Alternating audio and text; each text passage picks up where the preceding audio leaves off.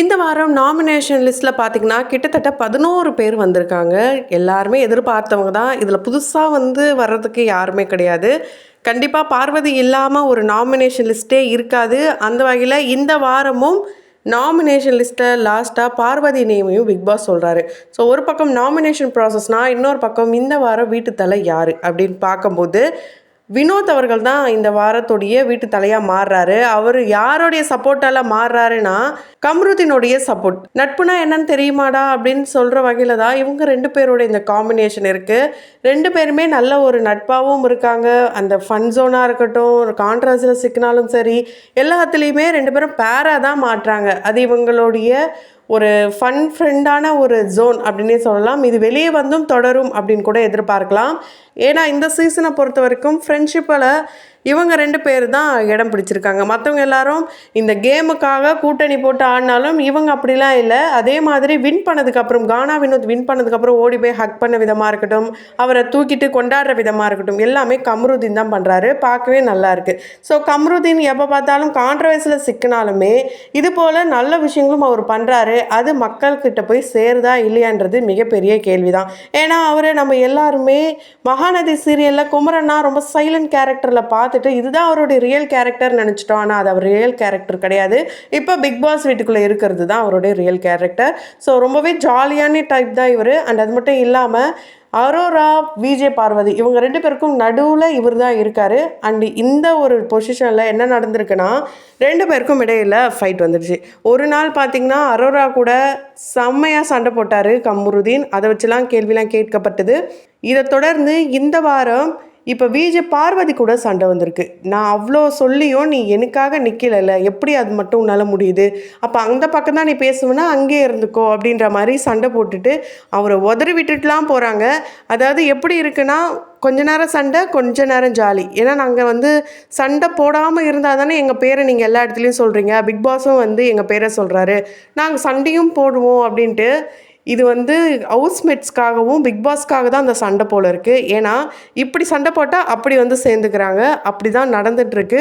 இருந்தாலும் இந்த டைம் கொஞ்சம் ஓவராக கத்திட்டாங்க பார்வதி. ஸோ பிரிஞ்சு போயிடுவாங்களோ அப்படின்ற ஒரு பயமும் வந்திருக்கு கம்ருதீனுக்கு. ஒரு பக்கம் நைட் ஆனால் கம்ருதீன் சாரின்னு கெஞ்சிட்ருக்காரு, காலையில் ஆனால் போடி அப்படின்ட்டு போயிட்டுருக்காரு. இந்த ஒரு விஷயங்கள் கம்ருதீனை பார்க்குற ஆடியன்ஸ்க்கு பிடிக்காம தான் இருக்குது. ஒரு விஷயத்த நம்ம எல்லோரும் ரொம்ப நல்லாவே புரிஞ்சுக்கணும். நமக்கு எடிட் பண்ணி போடுறதுனால எதை எது கூட சேர்த்து போட்டால் பீக் ஆகுமோ அதை தான் நமக்கு காட்டிகிட்டு இருக்காங்க. ஆனால் அந்த இடத்துல என்ன நடந்தது அப்படின்றது உள்ளே இருக்கிறவனுக்கு தான் தெரியும். அப்படி தான் பார்வதி கம்ருதீனோட இந்த விஷயங்கள். அவங்க 2 பேரும் நெருக்கமாக இருக்கலாம், லவ் கூட பண்ணலாம். வெளியே அதை கண்டினியூ பண்ணுறாங்களோ இல்லையோ அது அவங்களுடைய விருப்பம். ஆனால் கம்ருதீனை ஒரு பேடாகவே ப்ரொஜெக்ட் பண்ணி வச்சுருக்காங்க. ஸோ இந்த வீடியோ பார்க்குற நீங்கள் கூட நீங்கள் கம்ருதீனுக்கு சப்போர்ட் பண்ணுறீங்களா, அந்த மாதிரி ஆட்களுக்கு நீங்கள் சப்போர்ட் பண்ணுறீங்களான்னு கேட்டிங்கன்னா அப்படி எதுவும் கிடையாது. எது உண்மையோ அதுதான் நம்ம பேசிகிட்டு இருக்கோம். அந்த மாதிரி தான் நல்ல விஷயங்கள்லாம் ப்ரோமோவாக பெரிய லெவலில் பூம் பண்ணி காட்டாமல் கெட்ட விஷயத்தை மட்டும் டிஆர்பிக்காக காட்டுறது நல்லது கிடையாது. ஸோ இருந்தாலும் என்னதான் ஆடியன்ஸ் அதை சொன்னாலுமே அவங்களும் உள்ளே மாற போகிறது இல்லைன்னு நமக்கு தெரியும். அந்த மாதிரி தான் இந்த இடத்துல அரோராவும் சுபிக்ஷா இவங்க 2 பேருடைய கான்வர்சேஷன் ரொம்பவே நல்லா இருந்தது. ஒரு ஃப்ரெண்ட்ஸ் பேசினா எப்படி இருக்கும், அப்புறம் எப்படி உனக்கு கல்யாணம், நீ லவ்லாம் பண்ண மாட்டியா, யாராவது லவ் பண்ணி சீக்கிரம் செட்டில் ஆகுடி அப்படின்னு கேட்டால் லவ்லாம் பண்ணலாம், ஒரு 4 வருஷம் இருக்கட்டும், அந்த வருஷத்துக்குள்ளே நான் எதெல்லாம் பண்ணணுன்ட்டு ஒரு லிஸ்ட்டே போட்டிருக்காங்க போல இருக்குது சுபிக்ஷா. அதை அரோரா ஷேர் பண்ணுறாங்க.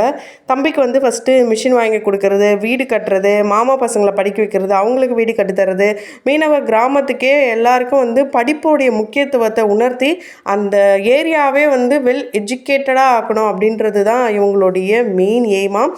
அது மட்டும் இல்லாமல் அங்கே இருக்கிற லேடிஸ்க்கு ஊறுகாய் பிஸ்னஸை இன்னும் அதிகரிக்கணும் அப்படின்றதுல இவங்க ரொம்பவே குறிக்கோளோடு இருக்காங்க. உண்மையாலே இதெல்லாம் ரொம்ப நல்ல விஷயந்தான். ஒரு பெண் இருந்து சாதிக்கிறதுலாம் இப்போ இருக்கிற காலகட்டத்தில் எவ்வளோ நியூஸஸ் பார்க்குறோம். இருந்தாலும் இப்போ இவங்க பண்ணுற விஷயங்கள்லாம் ரொம்பவே நல்ல விஷயம். இந்த பிக் பாஸ் வீட்டில் கூட அவங்க மேலே எந்த ஒரு காதல் சர்ச்சையெல்லாம் வரல. இவங்களுக்கு இந்த காதல், திருமணம் எல்லாம் பண்ணலாம்.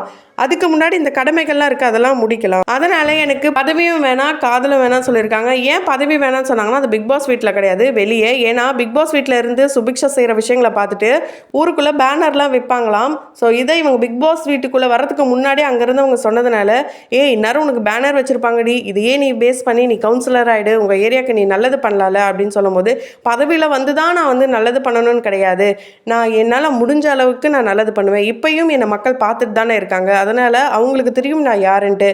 ஸோ பதவி எனக்கு தேவையில்லை, காதல் எனக்கு தேவையில்லைன்ட்டு ரொம்பவே போல்டாக ஆன்சர் பண்ணியிருக்காங்க. உண்மையாலே இது ரொம்ப ரொம்ப நல்ல விஷயந்தான். இவங்க வந்து ஒரு நல்ல கிளாரிட்டியோட இந்த கேமை ஆடுறாங்க. அதே மாதிரி எஃப்ஜே ஆதிரை, ஸோ வினோத் வந்து டீம் பிரிக்கிறாரு. டீம் பிரிக்கும் போது சபரி, அமித் இவங்க 2 பேர் மட்டும் தான் ஒரு டீமில் இருக்காங்க. ஸோ கிளீனிங் டீமுன்னு வரும்போது இவங்க 2 பேர் இருக்கிறதுனால ஆள் பத்தலன்ட்டு விஜே பார்வதியும் சேர்க்குறாங்க. ஆனால் அவங்கள சேர்க்கும் போது எஃப்ஜே ஆதிரை என்ன பிளான் போடுறாங்கன்னா, அடுத்தடுத்து வேலைகள் அவங்களுக்கு இருக்கிற மாதிரி சில விஷயங்களையும் அவங்களுக்கு கண்டிஷன்ஸாக போடுறாங்க. இதெல்லாம் எப்படி முடியும் அப்படின்ற மாதிரி இருக்குது. ஸோ ஆடியன்ஸாக பார்க்கும்போது விஜே பார்வதியை நல்லா பழி வாங்குறாங்க எஃப்ஜே அண்ட் ஆதிரை. எல்லாமே இன்னும் 1 மாத காலங்கள் தான், அதுக்கப்புறம் எல்லாரும் அவங்கவுங்க வேலையை பார்க்க போகிறாங்க. இருந்தாலும் இந்த ஒரு ஷோ பற்றி, இப்போ நடந்த இந்த விஷயங்களை பற்றி நீங்கள் என்ன நினைக்கிறீங்க? உங்களுடைய கருத்துக்களை கமெண்ட் பாக்ஸில் மறக்காமல் கமெண்ட் பண்ணுங்கள். தொடர்ந்து வீடியோஸ்லாம் பார்க்கணும்னு நினச்சிங்கன்னா உடனே சேனலை சப்ஸ்கிரைப் பண்ணிவிட்டு பக்கத்தில் இருக்க பெல் ஐக்கனையும் மறக்காமல் ப்ரெஸ் பண்ணிவிடுங்க.